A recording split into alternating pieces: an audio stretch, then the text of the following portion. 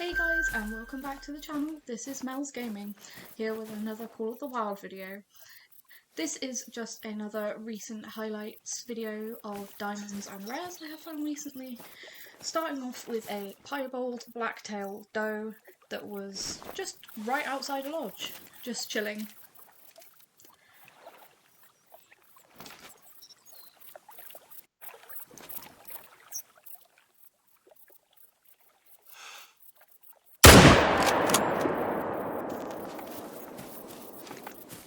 The 303 is such a brilliant gun. No matter what the range is, I have no problem dropping animals with it. It's honestly, if you haven't got it yet, it's a great gun to get. It's the gun you get with the Aurora map, the New Zealand map, which unfortunately, if you're on console, you haven't got it yet, but it should hopefully, fingers crossed, be coming out soon. But PC, if you haven't bought the map already, I can't recommend it enough. It's so good, so many cool animals on the map, and the gun is worth the price in itself. It's such a good gun.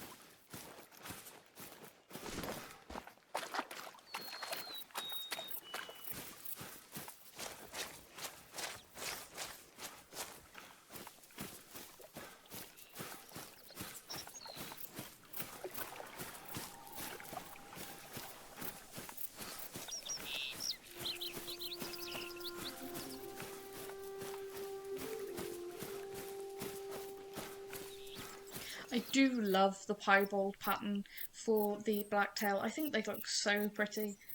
I mean, it's just a pretty looking animal.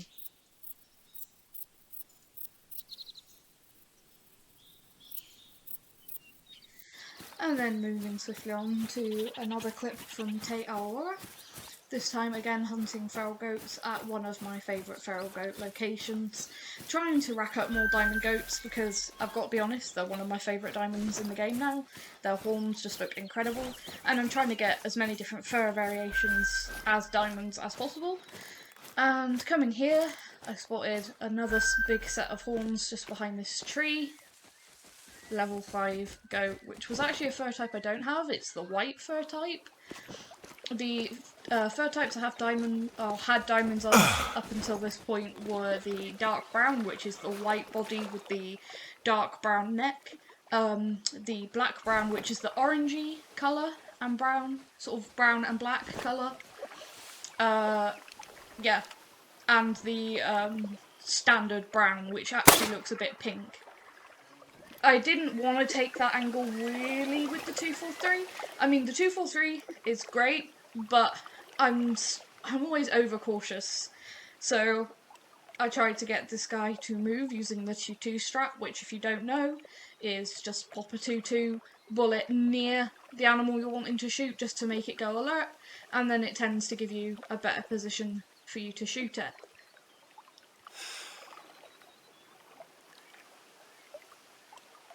He is quartering on more than I'd like here. I mean, he's almost fully quartering on.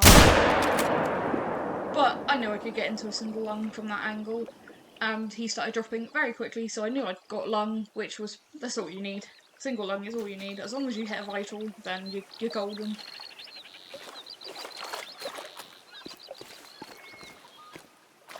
There's normally some goats on that side of the lake too, but I didn't see any up here this time.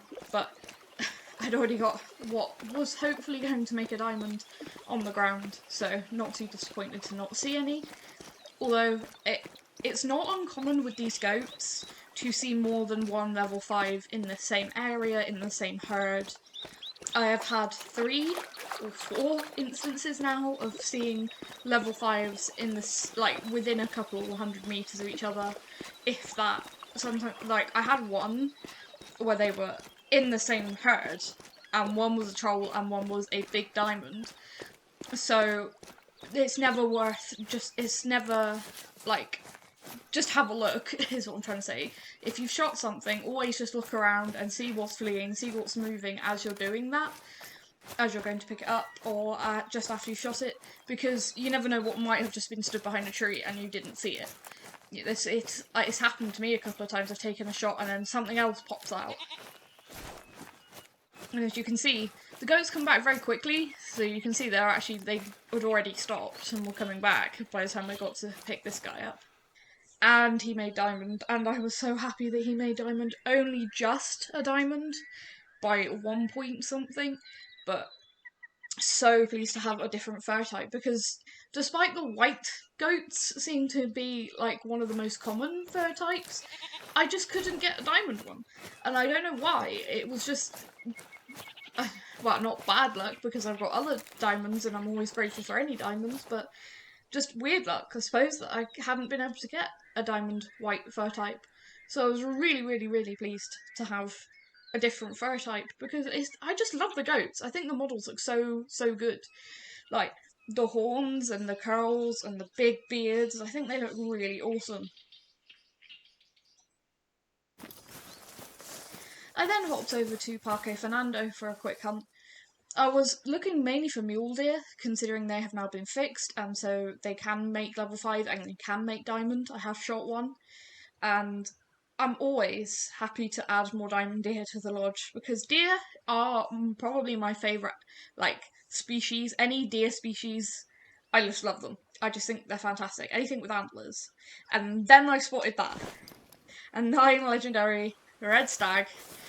I must have bumped him as I was coming up here, because he was nervous. So, I don't know where he was hiding, because I didn't see any other red deer, or, I even didn't pick up his track until I got to right by the water, so I don't know where he came from, because I feel like I would have seen him in a lot of the spots, but I knew he was a big 9 legendary, because he has the big rack, so pretty much guaranteed diamond there. And he was going. He was not hanging around. So I had to go and chase him, which is something that, with multiplayers, this makes me tense. I've seen a max level animal, I want to shoot it, and it moves. If an animal starts running on a multiplayer map, it's not good, because you can get kicked at any moment, you can bump it into the next hunter over if there's hunters close to you, you can get DC'd, there's so many things that can happen, so it's never fun if you have to chase them. So I was desperately trying to get on his track. You'll see me running whilst I'm picking up these tracks. I'm doing that on purpose. It may bump him on a little bit more, but what I'm basically trying to do here is catch up to him so that he's within my sight line again. Because that's all I need. If it's in my sight line, then I can work out how far it's going to be before he stops fleeing if I've bumped him again. And then I know roughly where he's going to be for me to line up and take a shot. However, if I had started walking or crouching or even crawling, because until you know your speeds and what you're going for, I used to do it all the time. You just get down and you think that that's going to be the best thing, but not always. Every time I see a diamond animal, I will chase it until I can see it again, and then I start crawling. Because I have had it so many times. You see, he was walking again here. But say I had been, like, crouching or walking from way back where I first saw him, he's now already a fair distance away, and I'm nowhere near him. So I'm not going to see when he gets into an open spot that I can shoot. I'm not going to see if he goes into the direction of another player. Until you know exactly where that animal is, just keep going. That's my advice. I've done it with so many diamond animals now. Because as well, I find a lot of the time, when you're tracking something like this, like you can see, it's quite a densely packed area with bushes and trees. And if you're trying to crouch around and trying to look through all the trees, it's more difficult doing that when you don't know where the animal is, as opposed to, oh, I've chased it, I'm now 150 metres behind it, I know roughly which direction it is actually going to be in. when I get to where it was. And I've done this with everything from like puma and bison, many red deer, and it works a charm, honestly. And it ends up getting your shot a lot quicker than crawling or crouching or walking would, which I know, because it's hunting, we all go for the, oh, be silent, be stealthy approach, but actually sometimes bumping them out of these thickly, densely packed areas is actually working to your advantage. And as you will see in this clip, I did not want him to go up this hill, and as you'll see, I do manage to catch up to him, and he does exactly what I'm talking about. He was around here, where it's saying, you can see the tracks are saying walk. I then spooked him again, or bumped him again. That caused him to run. As you can see, I'm now picking up running tracks. Initially, I thought he'd run down this, there's like a little valley here, where it then goes back up out of this ditch. And I was hoping he'd run down this valley and was going to pop back up on the other side of that ditch, which would have then given me a perfect shot opportunity. And that's what I was hoping, but I noticed he had sort of curved around and gone then down into the ditch. So I'm there scanning just in case he's going to pop up on the other side. Because if he, at this point, did pop up on that other side, he would be walking, most likely, because he'd be nervous. And that's perfect, that's what you want. Because you can always alert an animal again using a 2-2 or jumping around. That's something I do a lot, is if an animal's within 150 metres and I want to alert it, sometimes I'll just jump up and down. And that's enough to just make them look up and, just move around and see what's going on. And then immediately I'll crouch back down or lie back down, which it just works perfectly. But there was no way I was going to crawl through all of this thick stuff trying to spot him. And then when I saw where his tracks were going along this bottom part of the valley, or ditch, or whatever you want to call it, I noticed he was probably going to be running up and over back to, there's another top bit. It's hard to describe with the terrain here. This particular area of the map is a bit up and down. But there's an area where there's some less thick brush, and I thought he was going to go up there. And by following the tracks, I worked out that that is where he was going. And so I just kept on those tracks, just moving around, constantly looking to spot him. That's what you want to do, is just constantly be lifting up those binoculars, scanning over a bush, because sometimes you'll find that the binoculars can pick up that there's an animal there, even though you can't necessarily. And there you go, see, he is now in a much more open position for me to take a shot. He's walking, and I knew I could do this with the 303. I didn't want him to go anywhere. Long shot, perfect long shot. He wasn't going anywhere with that shot. It's that is what you want to happen. You can see how much more open this area that I'm in right now is. So any of this area would have been perfect, and that's what you want, is to push the animal out into that area.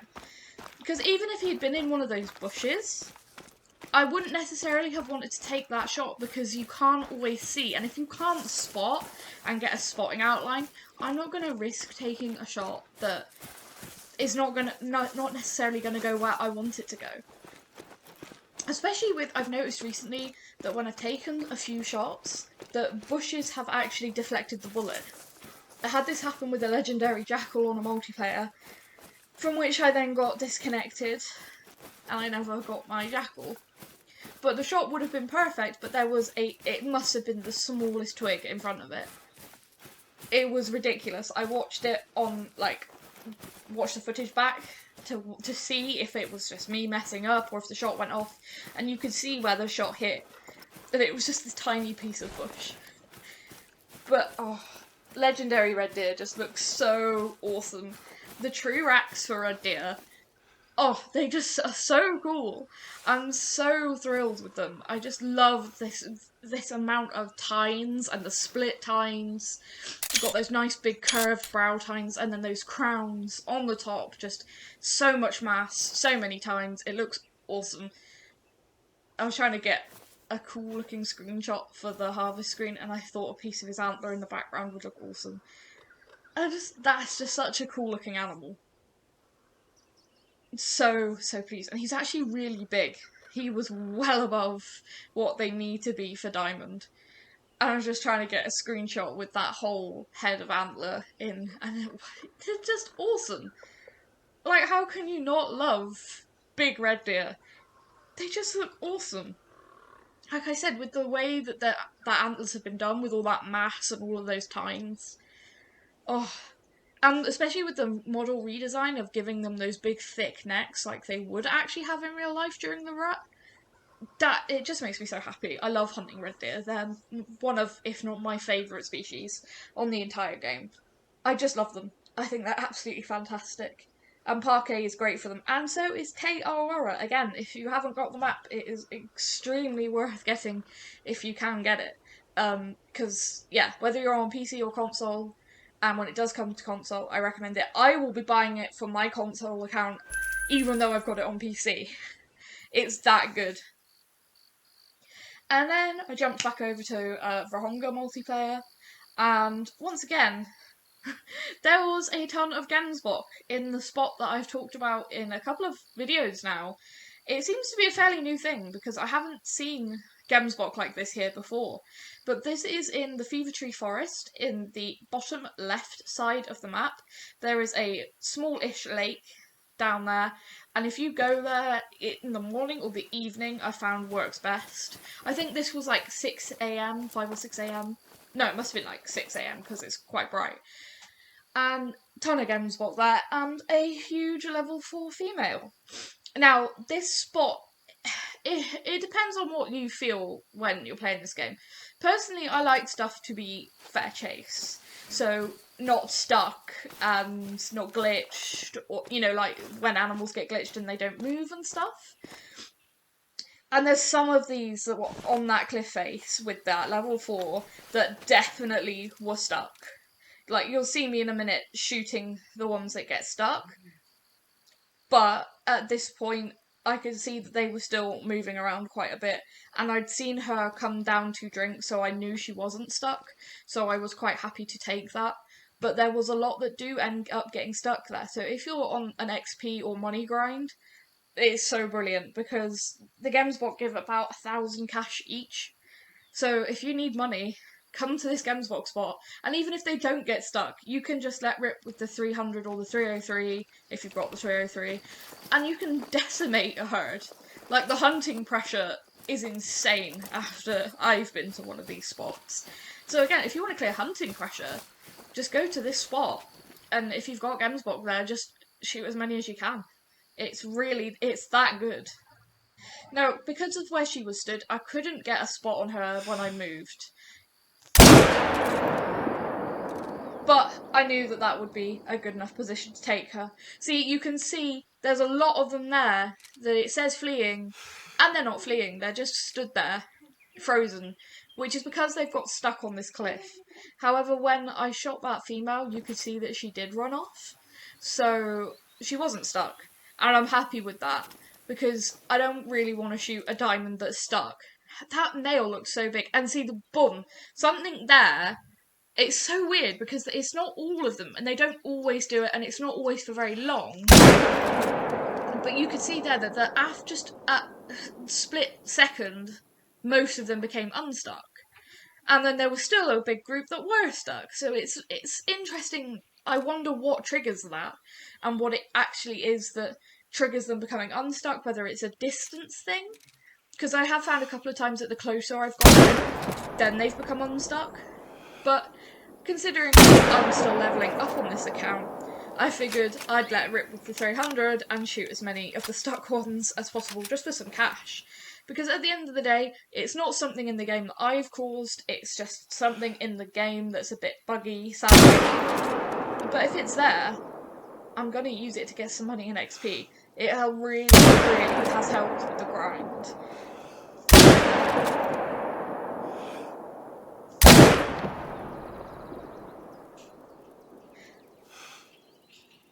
Also, the 300 sound now, since it's been reworked, is so nice.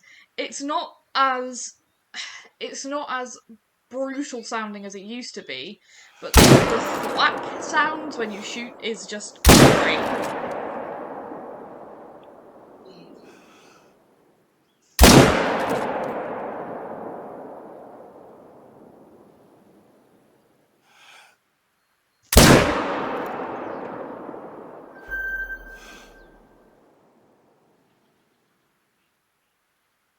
The Gemsbok sliding down the side of the cliff. Reload.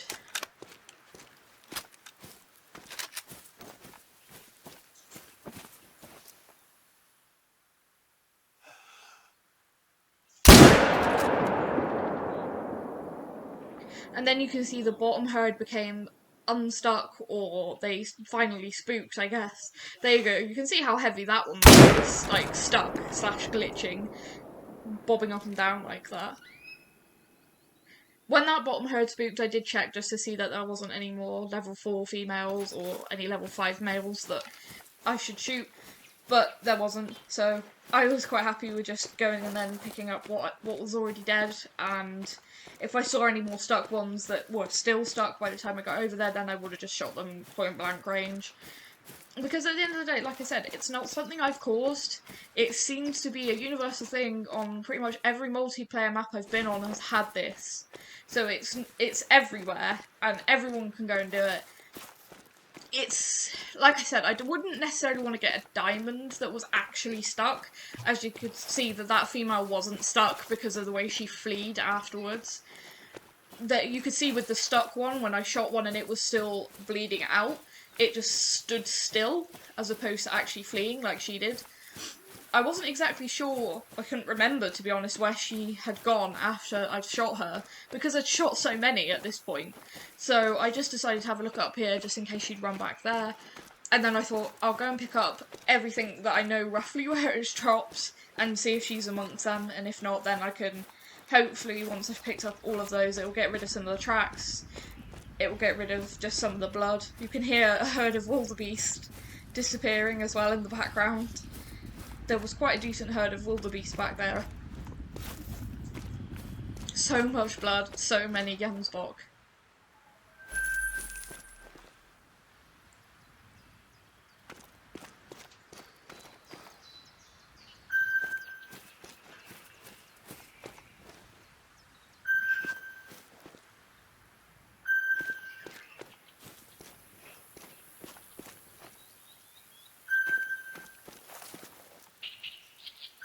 I can only imagine what the host of this session was thinking if they did not know about this spot on their map, or on anybody's map, with these Gemsbok getting stuck. That was the big level 4 male. He was not that far off being a really good sized one, so I was happy to have him as well, just for some extra golds. And then I noticed this one, which was definitely the big female, I could see it. Yeah, she was a diamond, and quite a bit into diamond as well, which is always nice. I always like to get, the biggest ones are always nice to get. But anyway, that's been another video. Thank you for watching.